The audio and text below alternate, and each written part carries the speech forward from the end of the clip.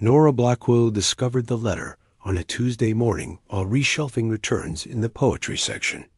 It had been tucked between pages 47 and 48 of a worn copy of Neruda's 20 love poems and a Song of Despair, written in unfamiliar handwriting, on cream-colored paper that felt expensive between her fingers. "My darling Caroline," it began, "do you remember the way you loved me? Not the careful way we love now, with conditions and hesitations, but the way you loved me in the beginning when everything felt possible?" Nora's breath caught. She glanced around the empty library, morning light filtering through tall windows, dust motes dancing in golden shafts. The silence felt different suddenly, charged with someone else's longing. She shouldn't read further, but her eyes pulled down the page anyway. "I miss the woman who would wake me up at midnight just to show me how the moon looked through our bedroom window. I miss dancing with you in the kitchen while dinner burned on the stove. I miss the way you used to laugh at my terrible jokes, not politely, but like they were actually funny. When did we stop being people who burned dinner and danced anyway?" The words hit like physical blows. Nora sank into the nearest chair, the letter trembling in her hands. It had been 3 months since Marcus moved out of their shared apartment. 3 months since she'd come home to find half the furniture gone, and a note on the kitchen counter explaining that he needed space to figure things out. He'd taken the coffee maker, but left the French press. Taken his books, but left the bookshelf. Taken himself, but left behind the ghost of everything they'd been. She read the letter twice more before folding it carefully and slipping it into her cardigan pocket. Whoever Carolyn was, someone loved her enough to write these words, to remember. Their shared joy with such aching clarity. Nora couldn't remember the last time someone had described loving her. Couldn't remember the last time she'd felt worthy of such intensity. The library felt too quiet after that, even with patrons coming and going, checking out romance novels and self-help books. Nora carried the weight of that letter like a stone in her chest. She found herself studying couples who came in together, the way they navigated the stacks, whether they consulted each other about book choices, whether they seemed to actually see each other or just move through space in parallel lines. That evening, she sat in her apartment eating takeout Thai food straight from the container, the letter spread on her small dining table beside soy sauce packets and her laptop. The apartment felt too big and too small simultaneously. Too big for one person, too small for all the memories that seemed to hover in corners. The indent on the couch where Marcus used to sit. The empty spot on the bathroom counter where his toothbrush had lived for 4 years. She'd kept expecting to feel relief after he left. Their relationship had been comfortable but passionless toward the end, more like roommates than lovers. They'd fallen into routines that felt safe but empty, conversations about bills and schedules, instead of dreams and fears. When he said he needed space, part of her had wanted to say, "Me too." But relief never came. Instead, there was just this hollow ache, this sense that she'd failed at something fundamental. Not just the relationship, but the basic human task of loving and being loved. She was 29 years old and felt like she was forgetting how to connect with people, how to be present in her own life. The letter writer's words echoed in her head. When did we stop being people who burned dinner and danced anyway? Nora couldn't remember ever being that kind of person. Even with Marcus, even in the beginning, she'd been careful, measured. She'd never woken anyone up to show them the moon.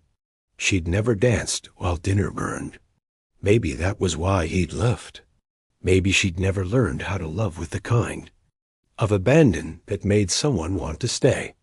She folded the letter again and placed it in her jewelry box, next to earrings she never wore and a watch that had stopped working years ago. But even after it was hidden away, she could feel its presence. A reminder of the kind of love she'd never had and wasn't sure she was brave enough to want. The intervention came on a Saturday afternoon when Nora's sister, Helena, showed up unannounced with grocery bags and a look of determination that Nora recognized from childhood. Helena had always been the sister who took charge, who made things happen, who refused to let problems fester in silence. "When was the last time you left this apartment for something that wasn't work or the grocery store?" Helena asked, surveying the living room with its drawn curtains and accumulating mail on the coffee table. She didn't wait for an answer. "Don't tell me you're fine." "I can see you're not fine." Nora curled deeper into the corner of her couch, wearing the same gray sweater she'd had on for 3 days. "I'm processing. People process differently. Processing is one thing. Disappearing is another." Helena began opening curtains, letting harsh afternoon light flood the space. "Mom's worried. I'm worried. Your coworkers are worried. That's a lot of people worried about one person who claims to be fine." The light made everything look worse somehow. Dust on surfaces, dishes in the sink, the general air of neglect that had settled over Nora's space like a film.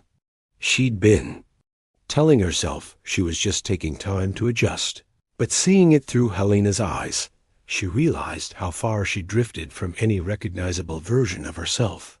"I found something," Nora said suddenly, surprising herself. She retrieved the letter from her jewelry box and handed it to Helena, who read it with growing concern. "Nora, honey, where did this come from?" "Someone left it in a library book. I keep thinking about it, about the woman he's writing to. Someone loved her enough to remember exactly how she used to be, to miss specific moments." Nora's voice got smaller. "No one's ever going to write a letter like that about me." Helena sat beside her sister, letter still in her hands. "Why not?" "Because I don't dance while dinner burns. I don't wake people up to show them the moon. I'm careful and quiet and forgettable. Marcus was right to leave. I was boring him to death, and I was boring myself too." The words hung in the air between them, heavy with months of suppressed pain. Helena reached for Nora's hand, and that simple gesture broke something loose. Tears came then, ugly and necessary, months of held-back grief pouring out in gasps and hiccups. "I don't know how to be the kind of person someone misses," Nora sobbed. "I don't know how to be worth remembering." Helena held her until the crying exhausted itself, until Nora felt empty, but somehow lighter. When she could speak again, her voice was hoarse, but clearer than it had been in months. "I can't keep living like this," she said. "I can't keep waiting for life to happen to me. So what do you want to do about it?" Nora thought about the letter, about the woman who had inspired such devotion. What did it take to become someone worth loving like that? She thought about all the things she'd always meant to do, all the ways she'd planned to be braver someday. "I want to volunteer somewhere," she said finally. "I've always thought about working with animals. There's a shelter downtown that's always looking for help." Helena smiled, the first real smile Nora had seen from her in months. "That sounds perfect. When do you start?" "I haven't called yet, so call now." Nora looked at her phone, then at her sister's expectant face. Before she could talk herself out of it, she found the shelter's number online and dialed. A cheerful voice answered on the third ring. "Sunset Animal Shelter, this is Jamie."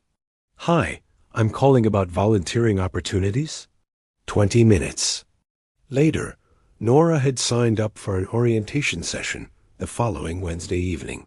She'd also agreed to Helena's suggestion that they go shopping for actual clothes, since Nora's wardrobe had devolved into pajamas and the same 3 sweaters.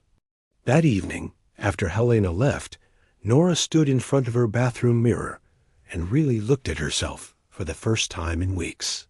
Her hair needed cutting, her skin looked pale from too much time indoors, and her eyes held a tiredness that went deeper than lack of sleep. But there was something else there too, something that hadn't been there that morning. a tiny spark of possibility. She thought about the animals waiting at the shelter, abandoned and hoping for someone to care. About them. Maybe that was where she needed to start, not with finding someone to love her, but with remembering how to love something else. Maybe the woman in the letter hadn't started out as someone who danced while dinner burned. Maybe she'd learned how to be that person by taking small steps toward joy, by choosing connection over safety. Nora picked up the letter one more time, reading the words that had become familiar as a prayer. Do you remember the way you loved me? She didn't know if anyone would ever ask her that question, but she was ready to find out what it might feel like to love that way herself. The Sunset Animal Shelter smelled like disinfectant and hope, a combination Nora hadn't expected to find comforting. She'd arrived 15 minutes early for her first volunteer shift, nervous energy making her pace the small lobby while Jamie, the volunteer coordinator, finished up a phone call about a lost beagle. Ready for the tour? Jamie asked, hanging up and grabbing a clipboard thick with forms. She was maybe 25, with paint-stained fingernails and the kind of easy smile that made strangers feel welcome. Fair warning, we're at capacity right now, so it's a bit chaotic. The shelter was larger than it looked from the outside, a maze of kennels and cat rooms, medical areas, and volunteer spaces. Dogs barked greetings as they passed, tails wagging despite their circumstances. In the cat room, dozens of felines in various stages of recovery from surgery or illness lounged in cages stacked floor to ceiling. Most of our volunteers start with basic care, Jamie explained, stopping beside a cart full of cleaning supplies. Feeding, cleaning kettles, socialization walks. Nothing glamorous, but it makes all the difference. Nora nodded, watching an elderly pit bull mix press his gray muzzle against the kennel bars, eyes hopeful. Something about his patient dignity made her chest tight. These animals had been abandoned, surrendered, lost, yet they still hoped for connection. There was a lesson in that, though she couldn't quite articulate what it was yet. We also have a vet who comes in weekends for surgeries and more complex medical care, Jamie continued. Dr. Mills Jasper, he's been volunteering here for 3 years. Absolute godsend. Speaks dog and cat fluently. Terrible at human small talk. They spent the next 2 hours going through protocols, safety procedures, and the intricate social dynamics of shelter life. Nora learned which dogs could be housed together, which cats were on special diets, and how to read the subtle signs of stress in animals adjusting to captivity. By the time Jamie left her with a mop and bucket to clean the puppy kennels, Nora felt overwhelmed but oddly energized. The work was physical in a way her library job wasn't. Her back ached from bending over food bowls. Her clothes were covered in hair and slobber, and she'd been peed on twice by nervous puppies. But there was something deeply satisfying about seeing immediate results from her efforts. Clean kennels, full water bowls, dogs exercised, and content. She was refilling water dishes when she heard a commotion from the medical area. A woman's voice, high with distress, and a man's voice, calm and reassuring. Nora didn't mean to eavesdrop, but the medical room was adjacent to the puppy area, and sound carried. I found her this morning in my backyard, the woman was saying. She's been hanging around for weeks, but she always ran when I tried to get close. Today, she couldn't run anymore. You did the right thing bringing her in, the man's voice replied. She's dehydrated and underweight, but nothing we can't fix. Street cats are survivors. Nora glimpsed them through the partially open door. A middle-aged woman clutching a carrier, and a tall man in scrubs examining what looked like a small tabby cat. The man had dark hair that needed cutting and gentle hands that moved with practice. Confidence as he worked. Will she be okay? She need fluids and antibiotics, but yes, I think she be fine. We'll keep her for observation, Make sure she doesn't have any underlying conditions. If you're interested in adopting her once, she's healthy ... Oh, I can't. My landlord doesn't allow pets. I just couldn't leave her suffering. There was something in the man's voice when he replied that made Nora pause in her work. Then we'll make sure she finds someone who can give her what she needs. After the woman left, Nora found herself lingering near the medical room, ostensibly, organizing supplies but really watching the veterinarian work. He moved around the space with quiet efficiency, preparing medications, updating charts, talking softly to the animals in his care. There was no urgency in his movements, no impatience, just steady, careful attention to each task. The tabby cat, barely more than a kitten, really mewed pitifully from her carrier. Without thinking, Nora stepped into the doorway. Sorry, I didn't mean to intrude. I just ... Is there anything I can do to help? A man looked up, and Nora saw kind eyes behind wire-rimmed glasses, a face that looked tired but not unkind. You're new, he said, more observation than question. First day, Nora Blackwell. Jasper Mills. He gestured toward the cat. Actually, yes. She might be less stressed with some company while the fluids work. Sometimes a quiet voice helps. Nora approached the carrier cautiously. The cat was small and gray, with white paws and enormous green eyes that seemed to take up half her face. She looked terrified but resigned, as if she'd learned not to expect much from the world. Hey there, little one, Nora said softly, settling into a chair beside the carrier. I know this is scary, but you're safe now. To her surprise, the cat's crying quieted. She pressed herself against the back of the carrier, but continued to watch Nora with those remarkable eyes. You're good at this, Jasper said, not looking up from his work, but somehow aware of the cat's response. I think she just needed someone to sit with her. Sometimes that's all any of us need. The words came out more honestly than Nora had intended, and she felt heat rise in her cheeks. But Jasper nodded, like he understood exactly what she meant. That's most of what we do here, really. Sit with them until they remember that the world can be kind. They worked in comfortable silence after that, Nora talking quietly to the cat, while Jasper moved around the medical room with practiced grace. It felt natural, this quiet collaboration, this shared focus on something beyond themselves. For the first time in months, Nora felt useful in a way that had nothing to do with duty or obligation, and everything to do with choice. 3 weeks into volunteering, Nora had developed a routine that felt more like coming home than anything had in months. Wednesday evenings and Saturday mornings at the shelter, learning the personalities of the regular residents, celebrating adoptions, mourning the occasional loss. The work was heartbreaking and healing in equal measure. Jasper had become a fixture in these rhythms. He appeared every Saturday morning with coffee for the volunteers and an endless supply of patience for both animals and humans. Nora had started, timing her shifts to overlap with his, though she told herself it was because she was learning so much about animal care, not because she looked forward to their quiet conversations. Ruby's doing better, Jasper said, checking on the small tabby cat who had become Nora's unofficial charge. Ruby had gained weight and lost some of her fear, though she still preferred the safety of her cage to the chaos of the main cat room.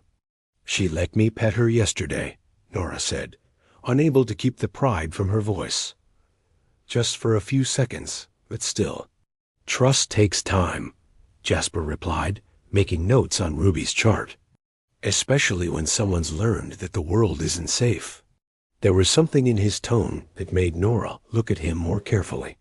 They'd been working together for weeks now, but their conversation stayed focused on the animals, careful and professional. She knew he was a veterinarian with his own practice, that he donated his weekends to the shelter, that he had a way of making even the most aggressive dogs calm down. But she didn't know why someone would choose to spend his free time surrounded by abandoned animals. What had brought him to this particular kind of service? Is that what happened to you? She asked before she could stop herself. Did you learn? The world wasn't safe? Jasper paused in his note-taking, and for a moment Nora thought she'd overstepped. But then he set down his pen and really looked at her, the same careful attention he gave to examining animals. My wife died 4 years ago, he said simply. Car accident. Sudden, senseless, the kind of thing that makes you realize how little control we actually have. The words hit Nora like cold water. Jasper, I'm so sorry. I shouldn't have. It's okay. He resumed his notes, but his movements were more deliberate now, like he was choosing each gesture. Afterward, I couldn't figure out how to be around people. Everyone wanted to help, but they all said the wrong things. Told me she was in a better place, that everything happened for a reason, that I'd feel better with time. None of it was true, and all of it made me feel more alone. Nora watched him work, understanding now the careful way he moved through the world, the gentle patience that seemed infinite. But animals don't say the wrong things. Animals don't say anything at all. They just are. A dog doesn't care if you're broken, as long as you show up with food and attention. A cat doesn't need you to be okay to accept your help. He glanced at Ruby, who was watching them through the cage bars. There's something honest about that kind of need. They finished their rounds in thoughtful silence, but the conversation had shifted something between them. When Jasper asked if she wanted to grab coffee after their shift, Nora said yes, without hesitation. The coffee shop was busy with Saturday morning regulars, but they found a quiet corner table near the window. Jasper looked different outside the shelter, less like a veterinarian and more like someone who read philosophy books and listened to jazz. Nora realized she was nervous, the kind of nervous that came with genuine interest rather than obligation. Can I ask what brought you to the shelter? Jasper said, stirring sugar into his coffee. Jamie mentioned you're a librarian. Nora had been dreading this question, not sure how to explain the letter, the loneliness, the growing certainty that she needed to learn how to connect with something beyond her own careful boundaries. I was feeling stuck, she said finally, like I'd forgotten how to care about things. Volunteering seemed like a way to remember. And has it worked? She thought about Ruby's tentative trust, about the satisfaction of seeing dogs find their forever homes, about the way this conversation felt different from any she'd had in months. I think so. I'm starting to remember what it feels like to be needed, to make a difference in something beyond my own small world. That's not small, Jasper said. The capacity to care, to show up consistently for something vulnerable, that's actually pretty remarkable. The sincerity in his voice made Nora's chest tight. When was the last time someone had described her as remarkable? When had she stopped believing she was capable of remarkable things? They talked for 2 hours, conversation flowing from shelter. Stories to books to the strange comfort of routine in uncertain times. Jasper had a way of listening that reminded Nora of working with the animals, patient, present, without agenda. When she mentioned her fear that she'd somehow forgotten how to love properly, he didn't try to fix her or offer platitudes. Maybe love isn't something you remember, he said instead. Maybe it's something you practice, like any other skill. And maybe the practicing is what makes it real.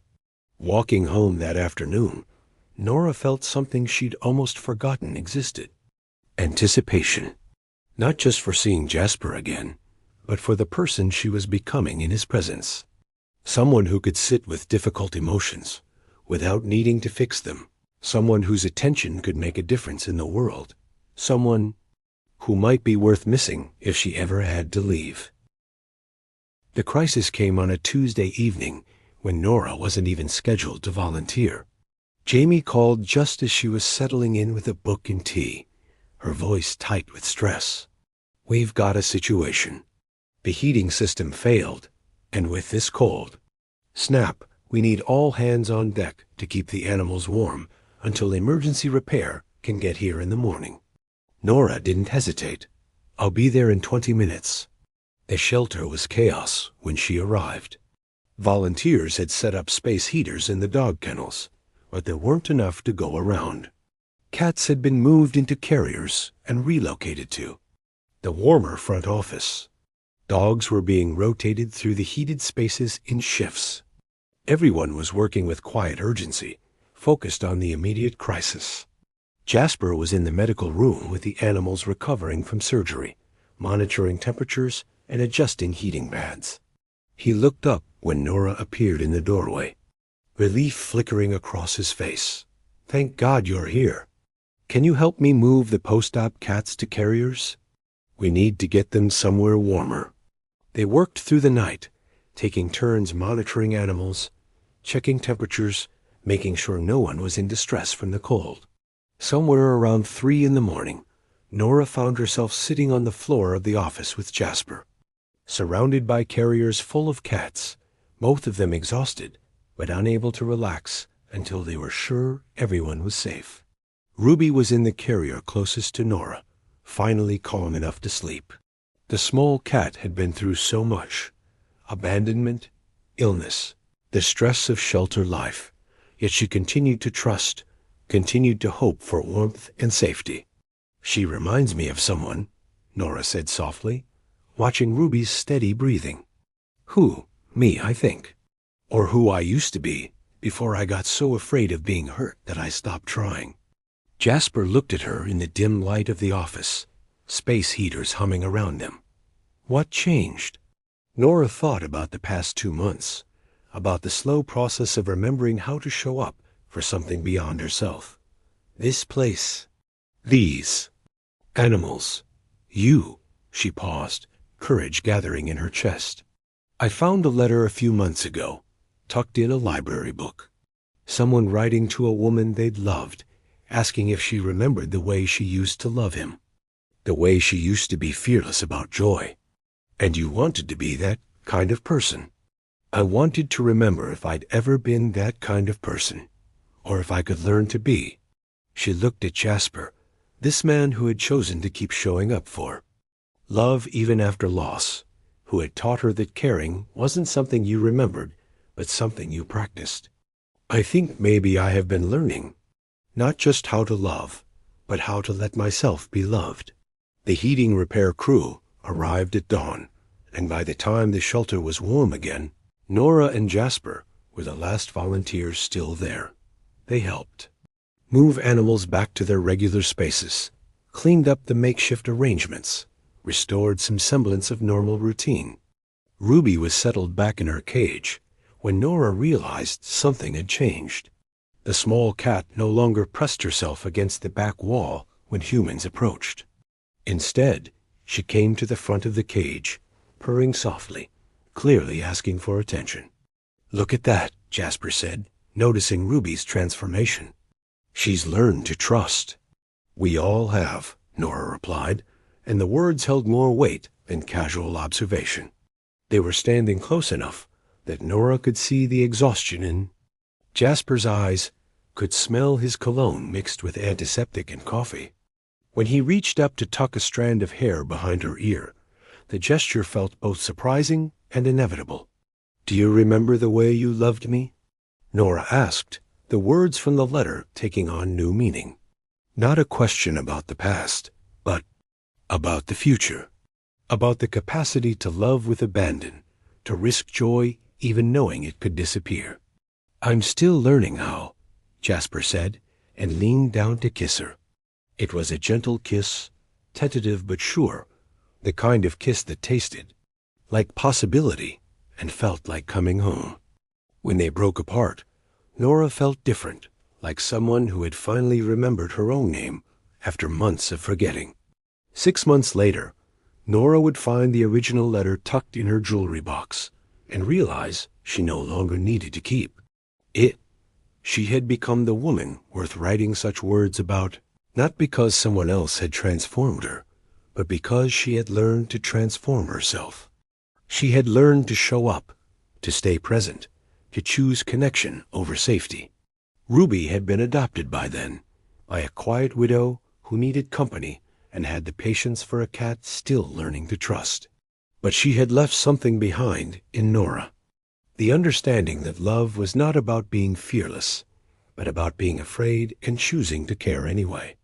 And Jasper, who had his own journey back to trust, who had learned that honoring love lost meant staying open to love found, continued to show up every Saturday morning with coffee and patience and the steady presence that had taught Nora what it meant to practice love like a skill worth developing. They were both still learning, still choosing each other daily, still discovering what it meant to love with the kind of attention that made ordinary moments feel like small miracles. They burned dinner sometimes and danced anyway. They woke each other up to look at the moon. They remembered, together, how to be people worth missing.